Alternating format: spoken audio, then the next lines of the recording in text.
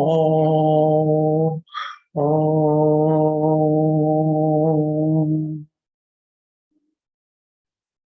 ఓం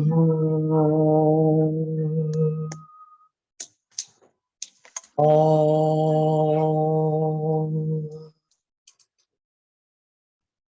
గురుర్బ్రహ్మా గురుర్విష్ణు గురుర్దేవో మహేశ్వరః గురుర్ సాక్షాత్ పరం బ్రహ్మ తస్మై శ్రీ గురవే నమః.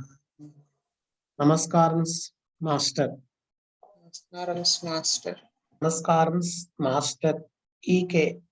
నమస్కారం మాస్టర్ ఈకే. నమస్కారం మాస్టర్ ఎంఎన్. నమస్కారం మాస్టర్ ఎంఎన్. నమస్కారం మాస్టర్ సివివి. నమస్కారం మాస్టర్ సివివి. నమస్కారం మాస్టర్ సివివి. నమస్కారం మాస్టర్ సివివి.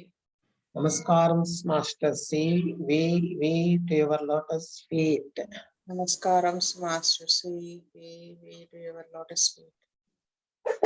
సివివి నమస్కారం to your lotus feet. Master CVV నమస్కారం టు యువర్ లోటస్ ఫీట్. వాస్తవ వాస్తవ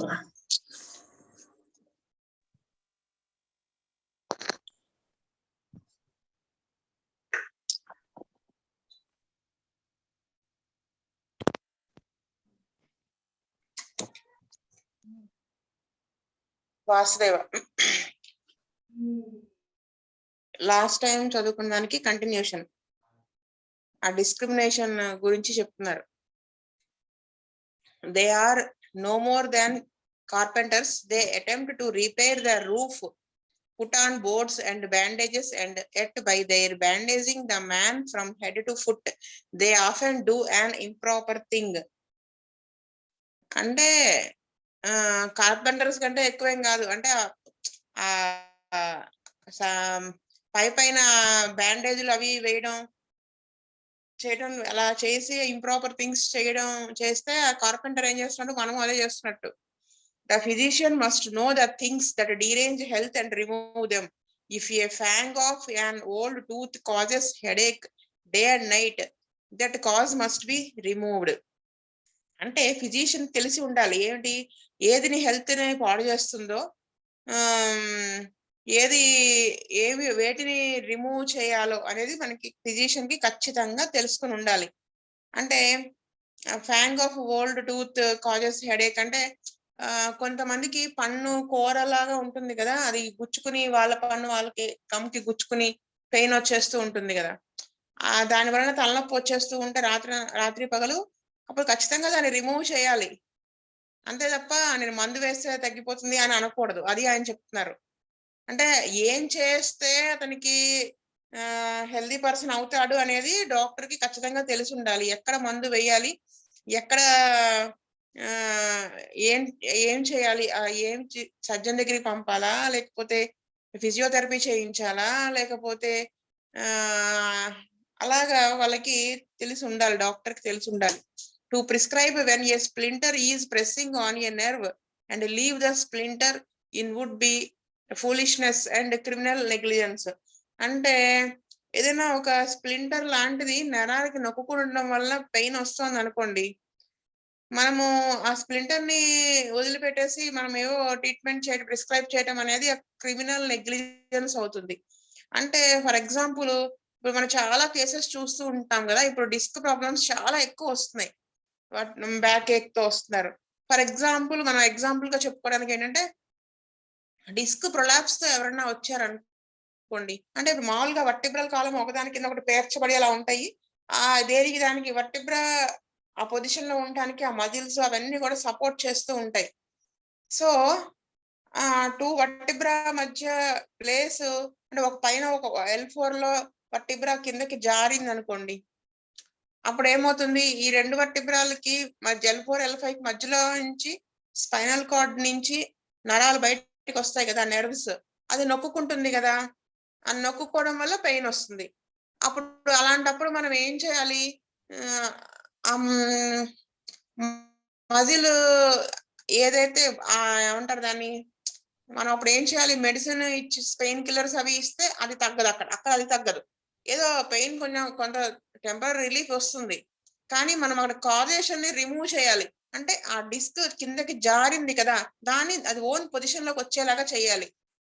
ఆ కొన్ని హోమియోపతిలో కొంతవరకు చాలా వరకు బెటర్మెంట్ వస్తుంది. ఎందుకంటే ఆ మజిల్ రిలాక్సేషన్ రావడం, ఇంకా కొన్ని ప్రాబ్లమ్స్ వలన ఆ డిస్క్ కిందకి వస్తుంది కదా, అది మళ్ళీ దాన్ని ఒరిజినల్ పొజిషన్ లోకి సెట్ చేసేలాగా మనము కాన్స్టిట్యూషన్ ట్రీట్మెంట్ ఇచ్చినప్పుడు అది ఓన్ పొజిషన్ లోకి వెళ్ళిపోతుంది, నార్మల్ పొజిషన్ లోకి. అప్పుడు ఈ నొక్కుకోవడం అనేది ఉండదు.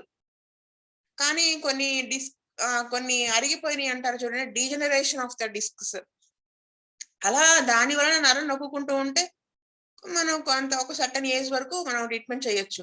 కొంత ఏజ్ దాటిన తర్వాత కొన్నిటికి సర్జికల్ కేసెస్ ఉంటాయి. అలాంటప్పుడు సర్జరీకి పంపించాల్సి వస్తుంది. అప్పుడు మళ్ళీ మనం హోమియోపతి వేస్తా ఉంటే కుదరదు. సో ఆ కాజేషన్ ని మనం రిమూవ్ చేయాలి. అంతే తప్ప అప్పుడు డీజనరేషన్ అవ్వకుండా చూసుకోవాలి. మళ్ళీ ఫర్దర్ గా డీజనరేషన్ లేకుండా, ఫర్దర్ గా డిస్క్ జారకుండా ట్రీట్మెంట్ చేసుకోవాలి. ఆ సిచ్యువేషన్ లో బాగా సఫరింగ్ ఉందనుకోండి, అది హోమియోపతిలో తగ్గదు అని అనిపించినప్పుడు ఖచ్చితంగా మనం సర్జరీకి వెళ్ళాలి. సర్జరీ అయిన తర్వాత మళ్ళీ ఫర్దర్ గా ఇంకా ప్రోగ్రెస్ అవ్వకుండా చూసుకోవాలి. లేదా అంతేగాని ఈ మధ్య కొంతమంది, నేనని కాదు, 5-6 ఇయర్స్ క్రితం ఒకసారి విన్నాను. ఎవరో ఒకళ్ళు వాళ్ళని బోర్లా పడుకోబెట్టి మోకాలు నొప్పులు ఉంటాయి కదా, ఆస్టియోఆర్థరైటిస్, ఇంకా ఏదైనా అలా కేసెస్ కి నాకు తెలిసిన వాళ్ళొకళ్ళు ఇద్దరు అలా వెళ్ళి ఇలా మడిచి వాళ్ళేదో సంథింగ్ తిప్పుతారు కాలు. ఆ తిప్పినప్పుడు పెయిన్ తగ్గిపోయింది అని, సయాటిక్ పెయిన్, సయాటికా పెయిన్ కి అలాంటి చాలా మంది తగ్గిందని వెళ్ళిన వాళ్ళు చాలా మంది ఉన్నారు. ఖచ్చితంగా రిలీఫ్ వస్తుంది, టెంపరరీ రిలీఫ్ మాత్రమే వస్తుంది. తర్వాత మళ్ళీ కొన్నాళ్ళ తర్వాత మళ్ళీ వస్తుంది. ఎందుకు వచ్చేస్తుంది అది? ఆ సయాటిక్ నెర్వ్ ఎక్కడైతే నొక్కుంటోందో అది వాళ్ళు సెట్ చేయలేదు. సో అలాగా అదనమాట. అంటే ఏమి రిమూవ్ చేస్తే ఆ ప్రాబ్లం పోతుందో అది చెయ్యాలి. నొక్కునే డిస్క్ ప్రొలాప్స్ అలాగే వదిలేసి ఏదో చేస్తే అవ్వదు. ఖచ్చితంగా అది మనము సెట్ చేస్తేనే అవుతుంది. అలా వెళ్ళిన వాళ్ళు టెంపరరీ రిలీఫ్ వచ్చి మళ్ళీ హోమియోపతికి మేడం మళ్ళీ వచ్చేసిందని వచ్చిన వాళ్ళు చాలా మందిని చూశాను. బుజ్జి గారి దగ్గర చూశాను. నా దగ్గర కూడా ఒకళ్ళిద్దరు అలా వచ్చేసారు కేసెస్. అంటే మనకి ఏమిటి ఫాల్ట్ చేసింది వాళ్ళు? ఇప్పుడు పెయిన్ కిల్లర్ అయినా గానీ అంతే కదా! ఆ కాసేపు పెయిన్ రిలీఫ్ ఇస్తుంది అంతే. మళ్ళీ నెక్స్ట్ స్టార్ట్ అయిపోతుంది. ఎందుకంటే అది ఏం రిమూవ్ చేయాలో అది రిమూవ్ చేయలేదు. అదే ఇక్కడ చెప్తున్నారనమాట. Splinter is pressing on a nerve and leave the splinter in would with foolishness. So దాన్ని అలా వదిలిపెట్టేయటం అనేది క్రిమినల్ నెగ్లిజెన్స్. అంటే ఇంకా ఇప్పుడు ఆ డీజనరేషన్ ఉందనుకోండి, దాని మీద మనం ఏదో పెయిన్ కిల్లర్స్ అనో లేకపోతే కాన్స్టిట్యూషనల్ గా ఇవ్వకుండా పైన ఇస్తూ అలా చేసామనుకోండి, ఆ డీజనరేషన్ ఫర్దర్ గా ప్రోగ్రెస్ అయిపోతుంది కదా! అది మనకి క్రిమినల్ నెగ్లిజెన్స్ అవుతుంది. అంటే అది మనకి చాలా తప్పు చేసినట్టు అవుతుంది అని చెప్తున్నారు. అది ఇంకా ఫర్దర్ గా డీజనరేట్ ఇంకా సఫర్ అవుతారు కదా వాళ్ళు. సో అందుకని డాక్టర్ కి ఖచ్చితంగా ఫిజిషియన్ కి తెలిసి ఉండాలి. ఏది ఎలా చేయాలి, ఏది రిమూవ్ చేస్తే హెల్త్ సెట్ అవుతుంది, ఆ డిసీజ్ పోతుంది అనేది ఖచ్చితంగా తెలిసి ఉండాలి. అంటే ఇప్పుడు పైల్స్ ని రిమూవ్ చేయకూడదు కదా! పైల్స్ అనేది ఎందుకు వస్తాయి అనేది చూసుకుని మన కాన్స్టిట్యూషన్ ట్రీట్మెంటే ఇవ్వాలి అక్కడ. పైల్స్ రిమూవ్ చేసుకుంటే ఏమవుతుంది? మన హోమియోపతి ప్రకారం వైటల్ ఫోర్స్ మనిషిని రక్షించడం కోసమని ఆ జబ్బుని కిందకి ఇలా తోసేస్తుంది. హెమరాయిడ్స్ పైల్స్ రూపంలో. మనం వాటిని కట్ చేస్తే ఏం చేస్తున్నాము? పైల్స్ ని ఆ డిసీజ్ లోపలికి నెట్టేస్తున్నాం. అది ఇంకా ఫర్దర్ గా ఇంకొంచెం స్పీడ్ గా డెప్త్ కి వెళ్ళి డిసీజ్ బయటకు వస్తుంది. అక్కడ సర్జరీ చేయకూడదు. కొన్ని చోట్ల సర్జరీ చేయాలి. బోన్ ఫ్రాక్చర్స్, లేకపోతే బోన్ డిఫార్మిటీస్, ఇంకా చాలా ఉన్నాయి. Obstructive appendicitis, peritonitis, intestinal interception అని, ఇలాంటి వాటిల్లో మనం ఖచ్చితంగా సర్జరీకి వెళ్ళాలి. మనం అక్కడ హోమియోపతినే ఇస్తామంటే అవ్వదు. అలాగనమాట. అవన్నీ ఏంటంటే ఫ్యాటల్. మనం ఏమైనా లేట్ చేస్తే వాళ్ళు చనిపోతారు. అది క్రిమినల్ నెగ్లిజెన్స్. అదే ఆయన చెప్తున్నారు ఇక్కడ. The aim should be to discriminate and remove external causes and turn into order internal causes. చూసారా? ఆ ఫిజిషియన్ ఎయిమ్ హోమియోపతి వాడుతున్నాడా, అలోపతి వాడుతున్నాడా, లేకపోతే ఇంకోటి ఏంటి సర్జన్ దగ్గరికి పంపిస్తున్నాడా, ఆయుర్వేద వాడుతున్నాడా, న్యాచురోపతి వాడుతున్నాడా, ఇవన్నీ కాదు అక్కడ. మనకి మెయిన్ ఎయిమ్ ఏంటి? మనం డిస్క్రిమినేట్ చేయాలి. చేసే ఎక్స్టర్నల్ గా ఏదైతే కాజ్ ఉందో అది రిమూవ్ చేసి ఆ ఇంటర్నల్ గా గనక ఇప్పుడు ఎక్స్టర్నల్ కాజ్ వలన జబ్బు వచ్చింది, కానీ అది రావడానికి ససెప్టబుల్ గా ఉన్నాడు కాబట్టే వచ్చింది. ఆ ససెప్టబిలిటీ ఎందుకు వస్తుంది? ఇంటర్నల్ గా డిజార్డర్ ఉండటం వల్ల వస్తుంది.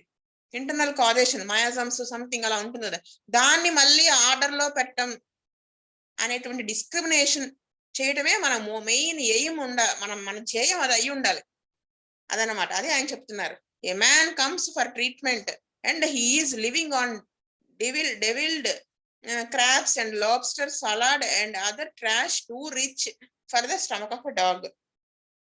ఒకతను ట్రీట్మెంట్ కి వచ్చాడండి, బాగా నాన్ వెజ్, ఈ క్రాబ్స్ అని, లాబ్స్టర్స్, ఎండ్రకాయలు ఇవన్నీ కూడా సలాడ్ తింటూ చాలా రిచ్ ఫుడ్ తీసుకుంటున్నాడు. ఆ పొట్టకి ఎక్కువ లోడ్ పడేస్తున్నాడు. అలాంటి పేషెంట్ వచ్చాడు. మరేంటి అలా ఫుడ్ అంతా ఎక్కువ తినేసి వచ్చాడు కదా అని నక్సాంక వేసాము. మాస్టర్ నక్సాంక డ్రగ్ లో ఈకే గారు చెప్తారు, నక్సాంకకి ఒక నానుడి ఉంది, బాగా ఫుల్ పెళ్లి భోజనం చేసేసి వచ్చి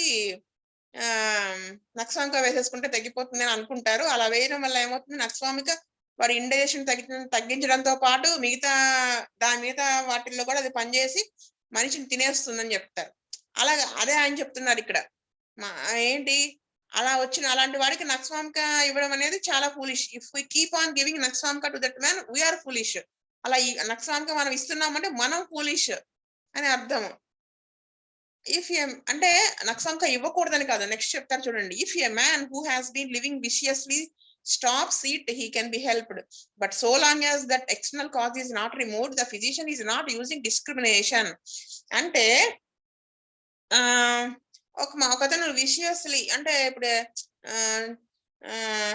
ఎక్స్ట్రా మ్యారిటల్ రిలేషన్స్ ఇంకా అలాగా, లేకపోతే రిచ్ ఫుడ్ తీసుకోవటం, రిచ్ లైఫ్ లివ్ చేయటం, ఇలా చేస్తున్నాడు అనుకోండి, అప్పుడు అతనికి మనము he can be helped, viciously stops it can be helped. అంటే మనం అది ఆపించగలిగితే మనం హెల్ప్ చేయగలిగిన వాళ్ళం అవుతాం. ఆ ఎక్స్టర్నల్ కాజ్ అనేది రిమూవ్ చేయాలన్నమాట. అంటే ఈ physician is not use discrimination కనుక ఫిజిషియన్ యూజ్ చేయకపోతే ఆ ఎక్స్టర్నల్ కాజ్ రిమూవ్ చేయడు. ఆ రిమూవ్ చేయనంత కాలం మనము అతనికి ఏమి హెల్ప్ చేసిన వాళ్ళం అవ్వం అన్నమాట. అంటే మనం చెప్పడం ద్వారా అవన్నీ మాన్పించగలగాలి.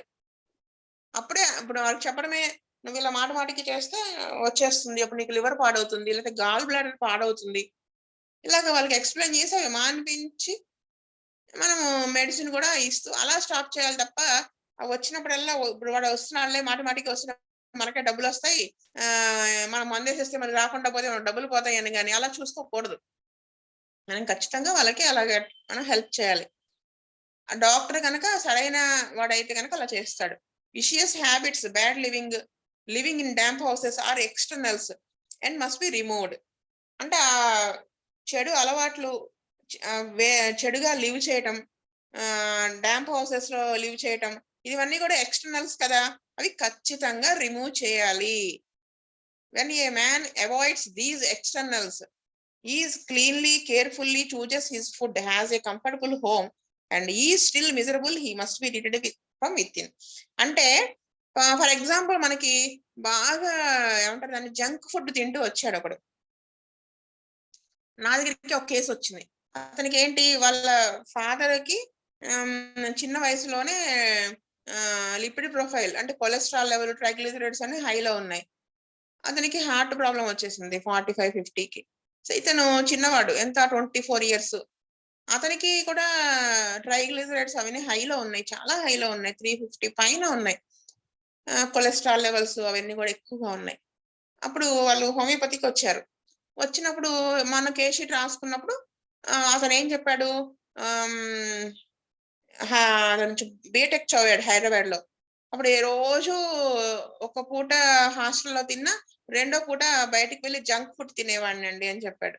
నాన్ వెజ్ విపరీతంగా, నాన్ వెజ్ లేకపోతే నాకు ముద్ద దిగదు, ఇలాగా ఒక 3-4 years చేశానండి అన్నాడు. అప్పుడు ఏం చేశాను, అప్పుడు కాన్స్టిట్యూషనల్ గా అతనికి నేను నక్సాంకనే ఇచ్చాను. కాన్స్టిట్యూషనల్ గా కాదు, అక్యూట్ లో వచ్చాడు నా దగ్గరికి, సివియర్ పెయిన్ తో వచ్చాడు, నక్సాంకనే ఇచ్చాను. ఇచ్చిన తర్వాత అతనికి చెప్పాను, ఎక్స్ప్లెయిన్ చేశాను, ఇలా చేస్తే నీకు మళ్ళీ వస్తుంది, ఈసారి వచ్చినప్పుడు ఇప్పుడు నీకు వేసిన అరగంటలో తగ్గింది, నెక్స్ట్ టైం గంటకు తగ్గుతుంది, ఒక్కోసారి కొన్నాటికి హోల్డ్ ఇవ్వడం మానేస్తుంది, నువ్వు ఇవన్నీ హ్యాబిట్స్ మానుకోవాల్సిందే అంటే వినలేదు. రెండోసారి మళ్ళీ వచ్చింది కడుపు నొప్పి. అప్పుడు నిజంగానే 1 అవర్ కు తగ్గింది, హాఫ్ అన్ అవర్ లో తగ్గింది, 1 అవర్ తగ్గింది. ఆ దెబ్బతో ఆ పిల్లవాడు అవన్నీ బంద్ చేశాడు. బంద్ చేసిన తర్వాత కూడా ఏమైంది, ఆ గ్లిజరైడ్స్, ట్రైగ్లిజరైడ్స్ అవి కిందకి దిగి రాలా. ఈ కడుపు నొప్పి ఇవన్నీ రావడం మానేసి డైజెషన్ ఇంప్రూవ్ అయింది తప్ప అవి తగ్గలేదు. అప్పుడు నేను మళ్ళీ కాన్స్టిట్యూషనల్ గా అతనికి ట్రీట్మెంట్ ఇచ్చాను అనమాట. ట్యూబర్కులినం కాన్స్టిట్యూషనల్ గా 1 ml లెవెల్లో ఇచ్చిన తర్వాత అతనికి ట్రైగ్లిజరైడ్స్ అవన్నీ నార్మల్ గా వచ్చేసినాయి. అతను యుఎస్ కూడా వెళ్ళిపోయాడు. ఆ తర్వాత నేను మళ్ళీ మందు కూడా ఇవ్వలేదు, రెగ్యులర్ గా చెక్ చేసుకుని పెడుతూ ఉంటాడు రిపోర్ట్స్. సో అలాగా అది ఆయన చెప్పారు ఇక్కడ. అంటే ఏం చెప్తున్నారు, మనము ఆ ఎక్స్టర్నల్ కాజేషన్స్ అవన్నీ అవాయిడ్ చేసినప్పటికీ, అంటే ఫుడ్ చాలా జాగ్రత్తగా తీసుకుంటున్నప్పటికీ, కంఫర్టబుల్ అయిన హోమ్ లో అంటే డ్యామ్ హౌసెస్ లో కాకుండా ఉన్నప్పటికీ, అంటే ఆ ఎక్స్టర్నల్ కాజ్ రిమూవ్ చేసినప్పటికీ కూడా ఇంకా సఫర్ అవుతూ ఉంటే దెన్ అప్పుడు he must be treated from with in. అప్పుడు కూడా ఏంటి, ఆయన మందులు వేసేయమని చెప్పలేదు, ఏది పడితే అది వేసేయమనలా. చూసారా, he must be treated from with in, అంటే లోపల నుంచి ట్రీట్మెంట్ జరగాలి అని చెప్పారు, ట్రీట్ చేయాలి అని చెప్పారు. లోపల నుంచి అంటే కాన్స్టిట్యూషనల్ ట్రీట్మెంట్, లోపల ఏదైతే సెట్ అయిందో అది వేయాలి అని చెప్పారు. You know how we're maligned and lied about. You have heard it said about some strict homeopath. He tried to set a broken leg with the CM potency of mercury. What a poor fool. But still, outside of such an instance, this discrimination is an important matter. అంటే ఎవరన్నా doctor CM పొటెన్సీలో మెర్క్యూరియస్ drugs CM పొటెన్సీలో వేసి fracture అయినటువంటి కాల్ని set చేస్తాను అంటే ఎంత poor fellow, అంటే అతనికి ఇంకా డిస్క్రిమినేషన్ అనేది అతనికి లేదు అని అర్థం అనమాట. It especially when but still out side of such an instance this discrimination is an important matter. అంటే మనం బయట నుంచి చూస్తే కనుక ఆ డిస్క్రిమినేషన్ అనేది చాలా ఇంపార్టెంట్ అని తెలుస్తుంది. You must remember it, especially when busy, as at times it will be hard to decide. This kind of diagnosis is important because it settles between things external and internal. అంటే మనం ఏదో బిజీగా ఉన్నప్పుడు ఒక్కొక్కసారి decide చేసుకోవడం చాలా hard గా ఉంటుంది, కానీ ఈ కైండ్ ఆఫ్ డయాగ్నోసిస్ అనేది చాలా ఇంపార్టెంట్. ఎందుకు అంటే ఆ ఎక్స్టర్నల్ కి ఇంటర్నల్ కి మధ్యలో ఉంటాయి ఇవన్నీ. సో మనం ఎట్టి ట్రీట్మెంట్ చేయాలి, ఏం చేయాలి అనేది మనకు ఒక ప్రాపర్ ఐడియా ఉండాలి. అందుకే కదా మనం కేస్ షీట్స్ అవి రాసుకుంటూ ఉంటాము. మన ఒక సెంటర్ నుంచి ఇంకో సెంటర్ కి పంపిస్తే కూడా ఎందుకు పంపిస్తున్నాం కేస్ షీట్లు అంటే లాస్ట్ డ్రగ్ కోసం మాత్రమే కాదు. ఎందుకు పంపిస్తాము, ఎట్లా ట్రీట్మెంట్ జరిగింది, ఇతను ఎక్కడ ఉన్నాడు. సో మనం ప్రతి కేసు ఇలా చెక్ చేసుకోవాల్సిందే. ఏదో తగ్గినవి అన్నాడు కదా అని రిపీట్ చేసేయటమో, మళ్ళీ ఎక్కువ అన్నాడు కదా అని ఇంటర్కట్ చేసేయటం అట్లా కాదు. అసలు మనం ఏం చేస్తున్నాము, ఎలా చేస్తున్నాము, మన ట్రీట్మెంట్ ఎటువైపు వెళ్తుంది, ఇంకా కాంప్లికేట్ అవుతుందా, లేకపోతే ఇది వైటల్ ఆర్గాన్స్ తో వచ్చాడు మన దగ్గరికి ఎఫెక్ట్ అయ్యి నెమ్మదిగా ట్రీట్మెంట్ చేస్తూ ఉంటే అది ఎలా రావాలి, డిసీజు ఇచ్చారు కదా హెరింగ్ లా, ఆ ప్రకారం రావాలి. From top to downwards, inner to outer most అలా ఇచ్చారు కదా 4, అలా రావాలన్నమాట. అలా అది మనం చూసుకోవాలి అని చెప్తున్నారు. Every physician does not discriminate thus, for if he did there would not be so many poultices and murderous external applications used. Among those who do not discriminate are those who apply medicines externally and give them internally. అంటే physician కి కనుక ఆ discrimination అనేది లేకపోతే ఏం చేస్తాడు, ఆ external applications అలాంటివన్నీ యూజ్ చేసేస్తాడు. అది చాలా హత్య ప్రయత్నం చేసినట్టు అవుతుంది. అది చాలా రాంగ్ అవుతుంది. ఎందుకంటే జబ్బుని లోపలికి పంపించడం అవుతుంది కదా. ఆ డిస్క్రిమినేషన్ లేకపోవడం వల్ల పైన అప్లై, ఇప్పుడు పైల్స్ వచ్చినాయి అనుకోండి, పైన ఏవో కట్ చేసేస్తారు, లేదా ఫిషర్ ఇన్ యానా వచ్చింది దాన్ని మళ్ళీ మూసేస్తారు. అలా చేస్తాడు ఈ డిస్క్రిమినేషన్ లేకపోతే కనుక. లేదా బోన్ వీగిపోయేస్తే నేను మందు వేసి తగ్గించేస్తాను అంటాడు. హెర్నియా 4th స్టేజ్ లో వచ్చింది అనుకోండి, అంటే 4th స్టేజ్ అంటే ఏంటి, ఫస్ట్ స్టేజ్ లో ఏమవుతుంది, దగ్గితే కొంచెం నొప్పి వస్తుంది ఆ ప్లేస్ లో. ఇంకొంచెం ముందుకెళ్తే ఏమవుతుంది, ఆ బయటికి కొంచెం వాపు వస్తుంది, మళ్ళీ వెంటనే తగ్గిపోతుంది. దగ్గినా నవ్వినా బరువు మోసిన మళ్ళీ నెక్స్ట్ స్టేజ్ లో ఏమవుతుంది, ఆ వాపు బయటికి వస్తుంది, ఏదైనా స్ట్రెయిన్ అయినప్పుడు అది అలా ఉండిపోతుంది, కొంచెం లేట్ గా నెమ్మదిగా లోపలికి వెళ్తుంది. 4వ స్టేజ్ లో ఏమవుతుంది, అది బయటకు వచ్చి ఇంకా అలా ఉండిపోతుంది. అది ఎమర్జెన్సీ కండిషన్. ఆ 4th స్టేజ్ లో వచ్చినప్పుడు మనం ఖచ్చితంగా సర్జరీ అనేది మనం అడ్వైస్ చేయాలి. సర్జరీ వచ్చిన తర్వాత మనం కాన్స్టిట్యూషన్ గా ట్రీట్మెంట్ ఇస్తే మళ్ళీ ఇంకో చోట హెర్నియా ఫామ్ అవ్వకుండా మనము రెక్టిఫై చేయగలుగుతాం.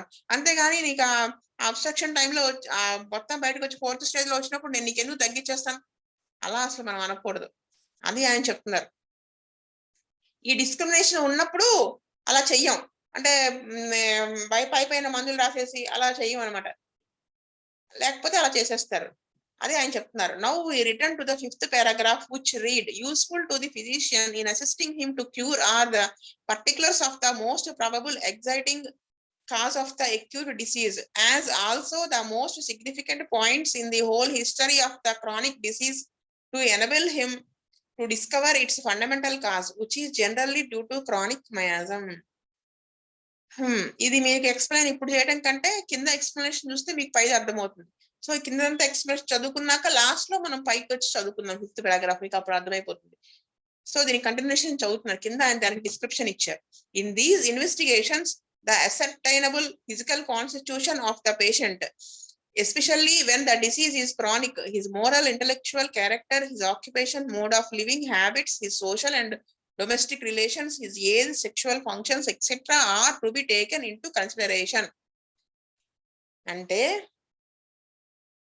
ఏం చేయాలి, ఫిజికల్ గా కాన్స్టిట్యూషన్ ఆఫ్ ద పేషెంట్ అనే ఏమిటి అనేది మనం అసర్టైన్ చేయడానికి, అంటే ఆ డిసీజ్ కనుక క్రానిక్ అయ్యి ఉంటే మెంటల్ సిమ్టమ్స్, ఇంటెలెక్చువల్ లెవెల్లో ఎలా ఉన్నాడు, ఆక్యుపేషన్ వృత్తి ఏం వృత్తి చేస్తున్నాడు, ఎక్కువసేపు నుంచునే ఉండే వృత్తి అనుకోండి, వ్యారికోజ్ వెయిన్స్ వచ్చాయి, నుంచునే ఎక్కువ డే అంతా నుంచునే చేస్తాడు, మీరు అప్పుడు ఖచ్చితంగా రెస్ట్ చెప్పాలి. రెస్ట్ తీసుకుంటే గానీ ఆ వ్యారికోజ్ తగ్గవు. అంటే కూర్చోమని చెప్పాలి, పడుకోమనక్కర్లేదు, ఉద్యోగం మానేయమనక్కర్లేదు, కూర్చుని చేయాలి, ఎక్కువసేపు నుంచోకూడదని చెప్పాలి. లేదా డిజనరేషన్ ఆఫ్ ద నీ జాయింట్స్ వచ్చినాయి అనుకోండి, అక్కడ కూడా అంతే, దానికి స్ట్రెయిన్ ఇవ్వకూడదు. ఇలా మనం ఇది క్రానిక్ డిసీజెస్ కదా. సో మనకి ఆ ఇంటెలెక్చువల్ గా ఎలా ఉంది, ఆక్యుపేషన్ వల్ల మనకి ఇవన్నీ తెలుస్తాయి. Mode of living and habits, అతను అలవాట్లు ఏంటి అంటే అర్ధరాత్రి 1 గంట దాకా మెలుకొని అలా చేస్తున్నాడు, నిద్ర చాలట్లేదు అనుకోండి, అవి హ్యాబిట్స్. లివ్ చేసే విధానం ఎలా లివ్ చేస్తున్నాడు, social and domestic relations, his age, వయసు, సెక్షువల్ ఫంక్షన్స్, ఇవన్నిటిని కూడా మనం కన్సిడర్ చేసుకోవాలి ఇప్పుడు కాన్స్టిట్యూషనల్ గా మనకు అతనికి ట్రీట్మెంట్ ఇవ్వదలుచుకున్నప్పుడు. Little is known of the real exciting causes, little is known of the real exciting causes అంటే acute affections are divided into 2 classes.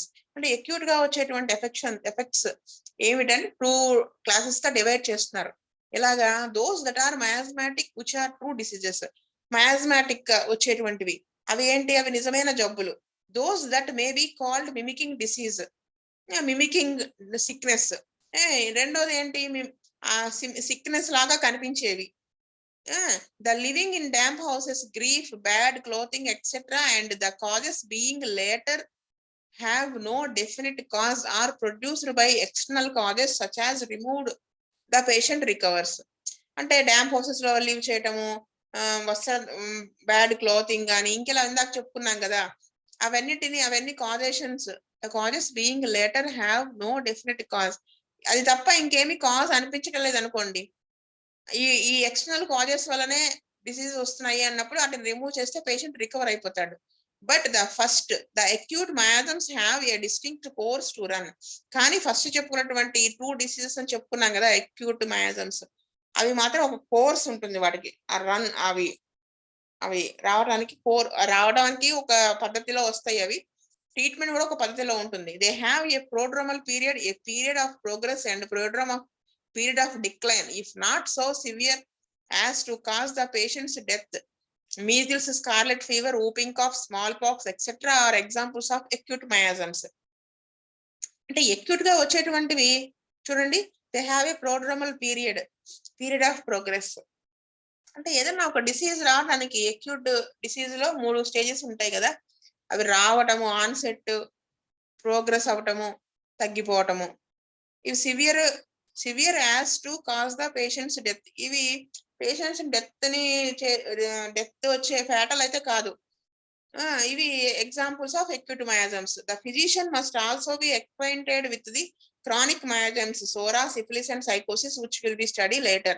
So physician కి ఖచ్చితంగా కూడా వాటి ఈ మయాజమ్స్ గురించి నాలెడ్జ్ అనేది ఎక్వైంట్ చేసి ఉండాలన్నమాట.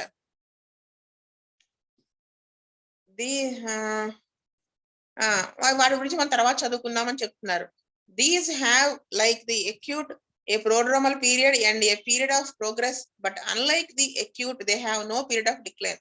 ఈ క్రానిక్ ఈ మయాజమాటిక్ ఏంటి, క్రానిక్ డిసీజెస్ లో ఏముంటది, acute డిసీజెస్ లాగానే ప్రోడ్రోమల్ పీరియడ్ ఉంటుంది. అంటే డిసీజ్ లోపల ఉండి ఇంకా బయటికి ఎక్స్పోజ్ యాక్టివ్ అవడానికి ముందు స్టేజ్ పీరియడ్ ఆఫ్ ప్రోగ్రెస్ ఉంటుంది, ప్రోగ్రెస్ అవ్వటము. కానీ పీరియడ్ ఆఫ్ డిక్లైన్ ఉండదు. అంటే అక్కడ కాజ్ రిమూవ్ చేస్తే పైన చెప్పిన దాంట్లో డిసీజ్ అనేది రికవర్ అయిపోతాడు, పేషెంట్ నార్మల్ అయిపోతాడు. ఈ క్రానిక్ మయాజం బేస్ ఉన్న వాళ్ళకి డిక్లైన్ అనేది ఉండదు, ఏది ట్రీట్మెంట్ తీసుకుంటే తప్ప. when the times and circumstances are favorable, the chronic miasm becomes quiescent, but adverse times rouse it into activity, and each time it is aroused the condition is worse than it was at the previous exacerbation. అంటే ఆ circumstances అన్ని కూడా miasm కి favourable గా ఉన్నప్పుడు అది dormant గా లోపల కామ్ గా ఉంటుంది, కదలకుండా మెదలకుండా బయటకు అసలు మయాజం ఉండదా లేదా అన్నట్టుగా. కానీ అడ్వర్స్ టైమ్స్ కనుక, అంటే వాటికి బ్యాడ్ టైం, అన్ఫేవరబుల్ టైమ్స్ కనుక వచ్చినప్పుడు అది యాక్టివ్ అయిపోతుంది. అప్పుడు ఏమవుతుంది, each time it is aroused the condition is worse than previous exacerbation. అంటే ఇప్పుడు ఇందాక మనం చెప్పుకున్నాం కదా, అదే నేను చెప్పాను కదా కేసు ఒకటి వచ్చిందని, కొలెస్ట్రాల్ లెవెల్ అది ఎక్కువగా ఉందని. ఆ కేసులో చూడండి సేమ్ ఇలాగే అయింది. అంటే ఫస్ట్ మనము ఎక్యూట్ వచ్చిందని మందు ఇచ్చినప్పుడు తగ్గుతుంది, కానీ నెక్స్ట్ టైం మళ్ళీ ఆ మయాజం ఎరోజ్ చేసిన యాక్టివ్ అయిన మళ్ళీ వచ్చినప్పుడు ఏమవుతుంది, ప్రీవియస్ ఎగ్జాజర్బేషన్ కంటే ఎక్కువగా వస్తుంది అనమాట. అంటే మయాజం లోపల నుంచి బయటకు అలాగా జబ్బుని తోస్తోంది, అంటే మయాజం అలా బయటికి ఫ్లేరప్ అవుతోంది. అది మనం గమనించుకోవాలని చెప్తున్నారు. In this paragraph Hahnemann teaches that the chronic miasms are the fundamental cause of the acute miasms, which is to say, if there were no chronic miasms, there would be no acute. అది అంటే Hahnemann గారు ఏం చెప్తున్నారు, chronic మయాజమ్స్ అనేవి ఏంటి, acute మయాజమ్స్ యొక్క fundamental cause. అదే కనుక క్రానిక్ మయాజమ్స్ లేవు అనుకోండి, అప్పుడు acute కూడా ఏమి రాదు. అంటే ఫర్ ఎగ్జాంపుల్ అదేంటండి ఎన్నో తిరకాసుగా మాట్లాడుతున్నారు అంటే అలా ఏం లేదు. అంటే ఇప్పుడు చికెన్ పాక్సే ఉందండి, అయితే మలేరియా ఉంది, అందరికీ మలేరియా రాలేదు, ఒకటే ఫ్యామిలీ. మనం ఇప్పుడు చాలాసార్లు చెప్పుకున్నాం ఎగ్జాంపుల్.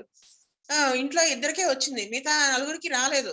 అంటే ఏంటి, అక్కడ వీడు ససెప్టబుల్ గా ఉన్నాడు ఆ మలేరియా రావడానికి, అంటే లోపల వాడికి క్రానిక్ మయాజం ఉంది కాబట్టే వాడికి అది వచ్చింది, వీళ్ళకి మిగతా వాళ్ళకి లేదు అందుకని రాలేదు. అదే అంటున్నారు చూడండి, if there were no chronic miasms there would be no acute. Miasms లోపల లేకపోతే అవి రావు అని చెప్తున్నారు. It is in the very nature of a chronic miasm to predispose man to acute diseases, and the acute diseases are the fuel added to an unquenchable fire. అంటే ఇది chronic miasm యొక్క స్వభావం ఎలా ఉంటుంది అంటే అక్యూట్ డిసీజెస్ ని predispose చేస్తుంది, attract చేస్తుంది, అవి అక్యూట్ డిసీజెస్ లోకి లీడ్ చేస్తుంది వచ్చేలాగా. ఈ అక్యూట్ డిసీజెస్ అనేవి ఎట్లాంటివి, ఆ లోపల ఆల్రెడీ డిజార్డర్లు గా ఉన్నదానిని ఇంకొంచెం ఎక్స్ట్రా ఫ్యూయల్ యాడ్ చేసినట్టు అవుతుంది. అంటే ఇంకొంచెము డిసీజ్ ప్రోగ్రెస్ అయ్యి ఇంకొంచెం డెప్త్ కి వెళ్ళేలాగా చేస్తుంది, అది ఆయన చెప్తున్నారు అనమాట. acute diseases then exist from specific causes cooperating with susceptibility.